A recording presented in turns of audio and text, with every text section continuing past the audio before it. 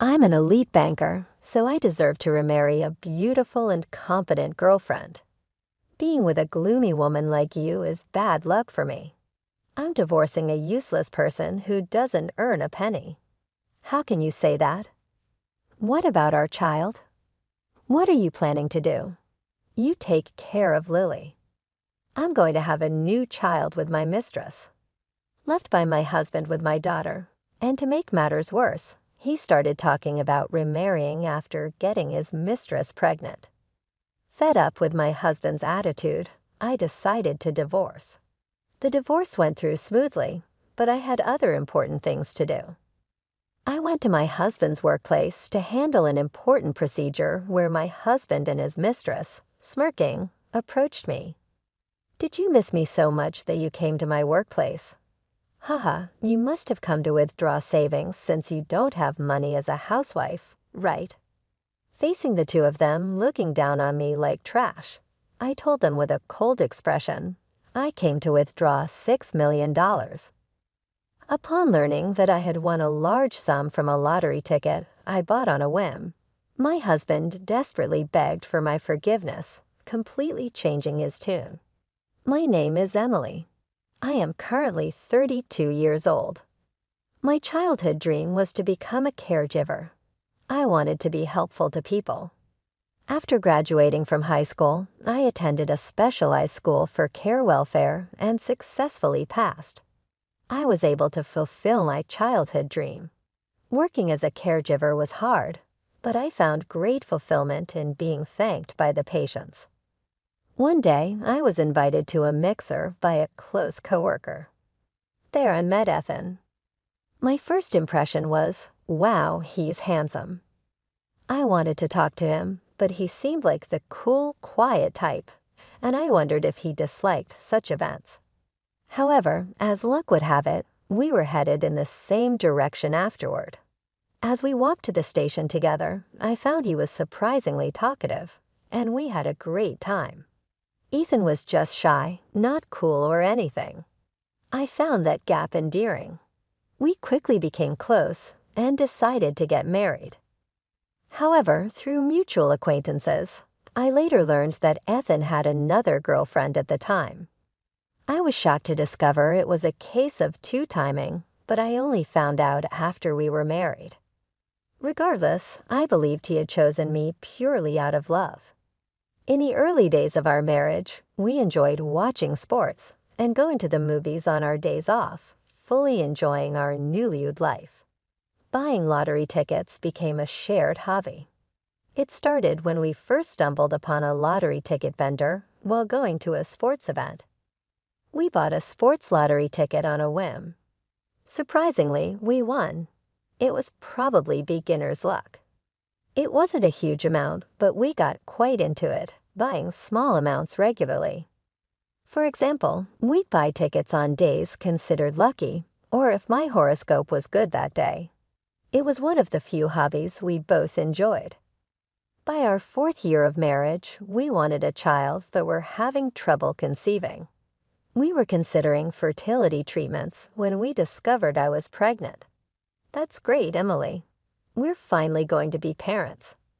When I confirmed the positive pregnancy test, my husband was teary-eyed with joy. "I'm so happy. But we can only be sure after going to the OB/GYN, right? I'm so anxious, but somehow I feel everything will be okay. It's just a hunch." The next day, I nervously went to the OB/GYN.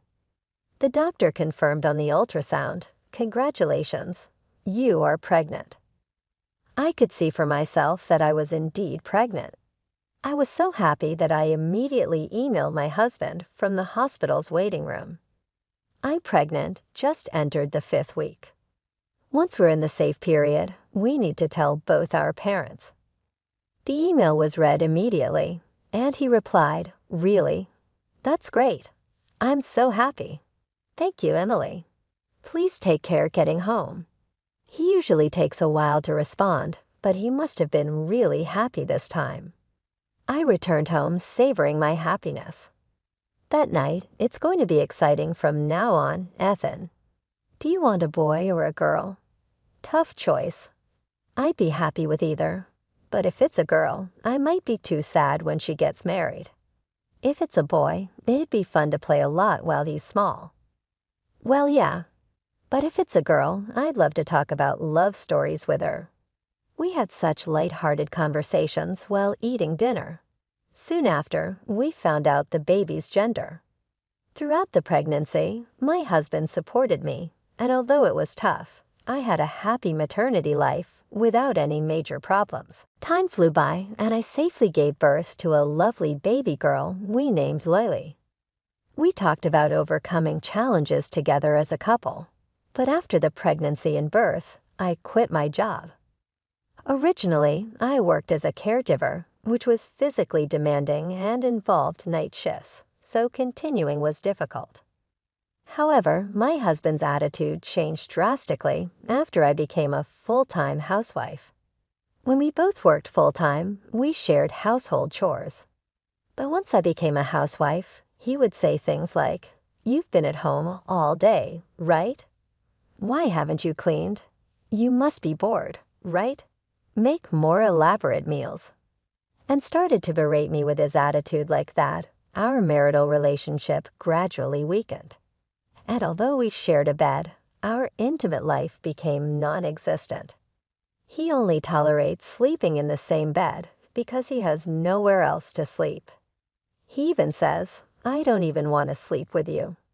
I think to myself, then sleep on the floor, but I can never actually say that.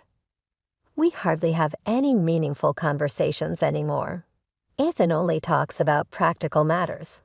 Even when I try to initiate a conversation, he doesn't listen and just responds indifferently. "Hey, about the drama yesterday. Listen, today, Lily. Did I see?" That's how our conversations go. He only responds with or "I see."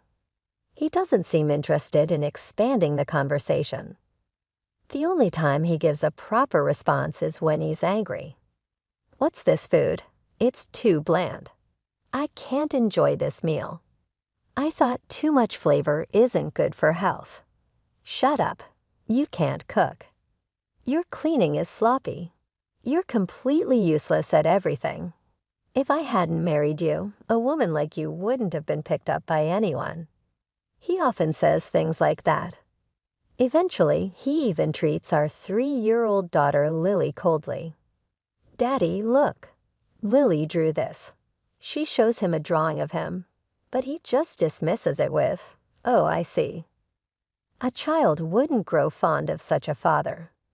Still, I try hard not to upset him and avoid fights. But lately, I've been thinking, Emily thought, am I just a housemaid under the guise of a housewife? At home, he's like this, but he works at a major bank. My friends envy me, saying, "Wow, a banker husband. You're so lucky, and he seems to love you so much."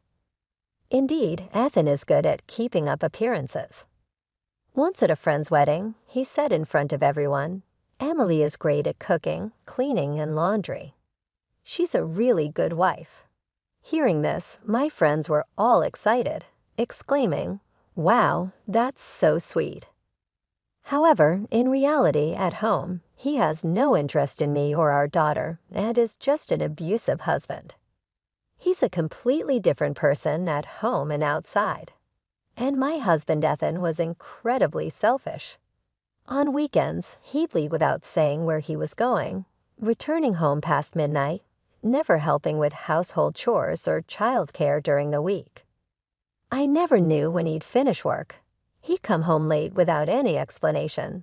And if I asked, he'd snap, "What I do and where I go is none of your business. Just be grateful that an elite like me brings money home." He'd even say, "You're always at home, but can't handle household chores. A useless person like you has no right to complain to an elite like me. You've lost all your charm and don't look like a woman anymore, just using childcare as an excuse." I was devastated and cried when he first said that. Despite that, I didn't give up and tried to rebuild our relationship. But with Ethan hardly ever home and always in a bad mood in the mornings, our lives just drifted apart. This led to a de facto separation within our home. Others might think I should just get a divorce. Indeed, the thought of divorce had crossed my mind many times. But as a full-time housewife, could I raise my young daughter Lily alone? Would I be able to find a job quickly if I started job hunting now? I worried about whether I could fulfill Lily's wishes like attending classes or going to college and provide her with a comfortable life. One day, I was at the supermarket alone buying groceries. Then I saw a lottery stand in the corner with a sign that said, "Lucky Day." Emily thought I used to buy lottery tickets with Ethan when we saw that sign. Those were happy times. I reminisced about the happier days, but those seemed like a distant past now. Ethan had changed. In a fit of desperation, I went to the lottery stand, buying a ticket alone for the first time. I thought, why not, and bought one. I might even talk to Ethan about buying the lottery ticket. If I win, maybe we could have a light-hearted conversation like we used to, like, let's do this or let's go there. With that faint hope, I returned home. But even that day, Ethan didn't come home until after 10 p.m., after putting Lily to bed. I was watching TV on the living room sofa when I got a call from Ethan's phone. "Hello, what time are you coming home? Are you Ethan's wife?" I heard an unfamiliar woman's voice. A bad feeling washed over me, and I felt a chill. "Who are you?" "I'm Karen. I'm Ethan's girlfriend. Your husband is sleeping right next to me." The caller was Ethan's mistress. "I've been wanting to talk to you. I love Ethan, and he feels the same. To be blunt, we want you to get a divorce." Ethan said, "My housewife wife is almost done serving her purpose. He'll probably bring it up soon, so please start preparing for the divorce." I was furious at my cheating husband, but I had been unaware of his affairs before and during our marriage. I had suspected him of cheating. He always came home around 10 p.m. on weekdays and was never home on weekends. He was glued to his phone and avoided any physical contact with me. While I wasn't surprised by his affair, Karen's brazen and unapologetic manner made my skin crawl. Her confident and triumphant tone, and the thought of Ethan sleeping soundly at his mistress's house every night, phone in hand, made my blood boil. "I see.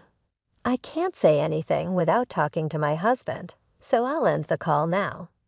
Let's talk again later." "No, it'll be the same even if you talk to Ethan. I'm pregnant. It's Ethan's child. Please get a divorce as soon as possible for the sake of this baby in my belly." Karen's statement left me speechless. "Pregnant? You must be kidding." "No joke. I'm an elite banker. I'll provide for Karen and the baby," Ethan said. "So I'll marry him, and we'll raise this child together. Time for a wife swap, haha. Oh, and can you send Ethan's stuff over to my place quickly? This woman must be out of her mind. I have a precious, beautiful daughter at home. And Ethan parading around as an elite banker everywhere was just appalling." I was so fed up that I calmly asked for her address instead of arguing. "All right, what's your address?" I said. She replied, "Oh, aren't you obedient? It's at XX Town, YY City." I noted it down meticulously and hung up. Ethan returned home late, admitting to the affair as soon as I confronted him about Karen's call. "Oh, she just spills everything, haha. I'm an elite banker, so I deserve someone beautiful and competent like Karen. I stayed with you, a mere housewife, thinking you might be useful. But lately, I've realized that being with a gloomy woman like you brings down my luck. I'm divorcing a useless person who doesn't earn a penny, hava." His cruel words felt like sharp stabs to my heart. Luck, useless housewife, but we have a daughter to think about. I gathered my strength to ask, "What about Lily?"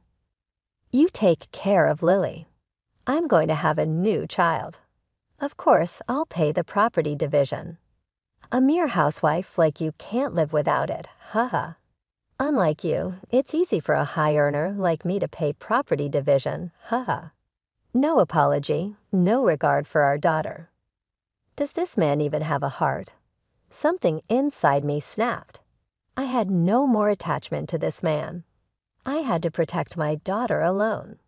Ethan kept talking about Karen, whom I hadn't even asked about. She was a 24-year-old newcomer at his office, popular and beautiful. Ethan gleamed as he said, "I'm leaving you, an old lady, to start a second life with someone young and cute like her." His words in his affair had hurt me deeply, but I couldn't even cry. I just wished for their misfortune. Ethan left that day with minimal belongings, saying he'd send the divorce papers once everything was settled. He didn't return the next day or the day after. He was probably staying with Karen. I started preparing for the divorce. I consulted a lawyer before filing, as I heard it's better to arrange property division beforehand. I sent Ethan's belongings to the address Karen gave and began preparing to move back to my parents' house with Lily. While clearing out the house, I found more of his stuff and contacted him. "I found more of your belongings while cleaning," I said. He casually replied he'd come the next day to collect them. The following day, Ethan arrived, and to my surprise, Karen was with him. "Nice to meet you, ex-wife. I'm feeling sick from morning sickness. Did you sign the divorce papers? Can you hurry up and finalize the divorce?" Karen was indeed beautiful and much younger than me. Seeing Ethan holding her, seemingly pregnant, was revolting. I just wanted them to leave quickly. "Here are the divorce papers and your belongings," I said, handing over the completed divorce papers. Ethan roughly signed them and handed them back. "Here, make sure you file these today." Sure, I replied. With that, they left. I sighed in relief. Now I had important procedures to handle beyond the divorce. The divorce with Ethan was finalized, and I received a lump sum property division payment. It was only to be expected, given his frequent boasts about being an elite banker. A week later, I visited the bank where Ethan worked for an important matter. Ethan approached me with a smirk as I tried to proceed with my business. "What, you missed me? You're hung up on me, huh?" Then Karen, who was supposed to be at the reception, came out too. "Oh, look who it is, the ex-wife. What are you doing here? Let me guess, you're a housewife with no money, so you're here to withdraw savings, huh?" Haha. Their sarcasm was unbearable. "No, I'm here to withdraw something else." "What, $6 million? What?" Yes, the lottery ticket I bought at the supermarket turned out to be a winner. When I used to buy lottery tickets with Ethan, we would excitedly check the results together. But this time, I bought it alone and didn't expect much. Casually checking the results online, I saw the message, "Congratulations on your win." I scrolled down, thinking it was just a small prize, but saw an amount I had never seen before. Prize amount $6 million. Counting the digits, I realized it was $6 million. I was in shock and just stared at the screen, unable to move. The whole day felt like a dream, and I couldn't focus on housework or childcare. The next day, I checked again on my computer, and it still showed $6 million. I followed the instructions for claiming my prize, feeling somewhat detached as if it were happening to someone else. I checked with my lawyer whether a lottery win before a divorce would be subject to property division, but since the divorce was due to Ethan's actions, and our relationship had broken down, it was not subject to division. When I explained this to them, Ethan and Karen were incredulous. "What? Why didn't you say that? That's not fair. It should be part of the property division. You cheated and got your mistress pregnant, and you're saying this isn't subject to division. I've already confirmed it with my lawyer." That's a lie. Ethan raised his voice. When we were together, we never won that much. Why didn't you use your luck with me, useless wife? How can you get all that money? You said it yourself, didn't you? Being with a gloomy woman like me brings down luck. Maybe the bad luck was because of you, huh? Karen pulled at Ethan's arm, saying, "What's with this woman? Ethan, let's go. It doesn't matter how much money she has. Let's just leave." But Ethan didn't move and said something unbelievable. "Hey, Emily, I'm sorry. Let's get back together, huh? I was wrong to belittle you and have an affair. Let's start over." What? What are you saying? You promised to support me and our baby. You said you loved me, and now you want to go back to your ex-wife.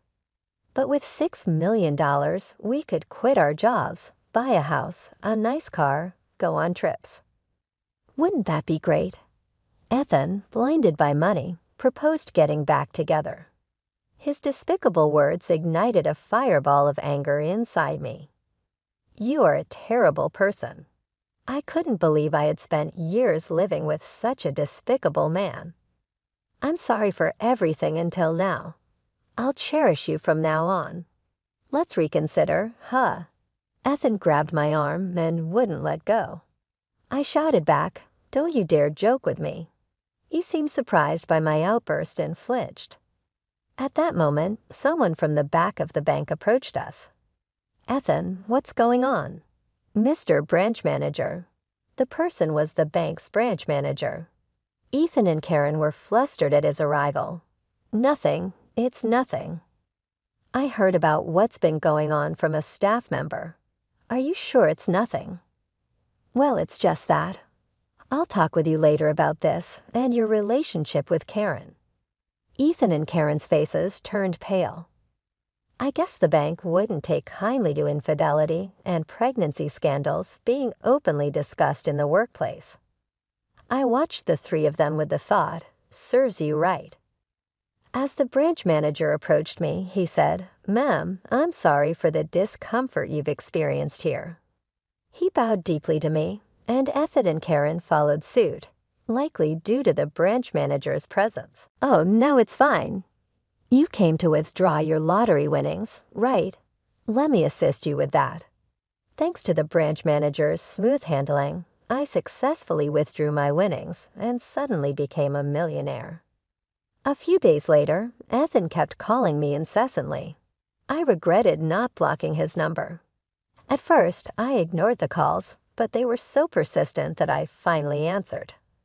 "Hello, Emily, thank goodness you answered." Ever since that day, my boss has been furious. They say having someone like you involved affects the bank's reputation. Isn't that unfair? I've worked hard all this time. I sighed heavily, understanding the situation. That boss sounds like a wise person. Maybe they think someone with your lack of character could eventually harm the bank. Ethan stuttered at my calm response. Besides, the only thing you've worked hard on is womanizing, right? Well, that's. I really couldn't care less about your precarious position at the bank. Take care. I hung up, feeling a bit more relieved. Later, I heard from an acquaintance that Ethan was demoted and transferred to a rural branch. He was punished for the scandal and disorder he caused in the bank.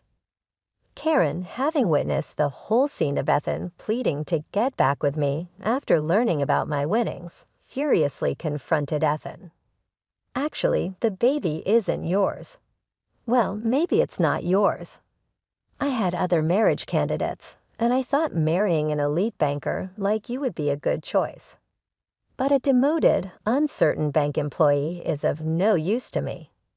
I'll marry someone better. Goodbye." She had other suitors and was only considering remarrying Ethan because she thought he was an elite banker. Once he was just an ordinary employee with an unstable position, she decided he was no longer useful and left him.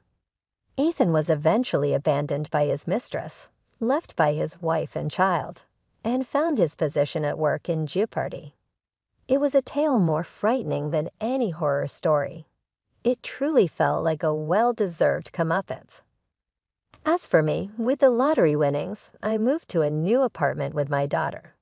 Well, the $6 million windfall meant I could. I have chosen not to work. I decided to be cautious and soon found a job, returning to my role as a full-time caregiver. I wanted to avoid reckless spending, considering my daughter's future. However, I did indulge in a bit of luxury. I took my daughter and my parents on a trip to Hawaii, staying in a great hotel. Being able to show my gratitude to my parents and spending quality time with my daughter made it all worthwhile. Moving forward, I look forward to traveling more with my daughter, learning new things, and maybe finding new hobbies and passions. I'm excited to start this new chapter of life with my lovely daughter, living happily ever after.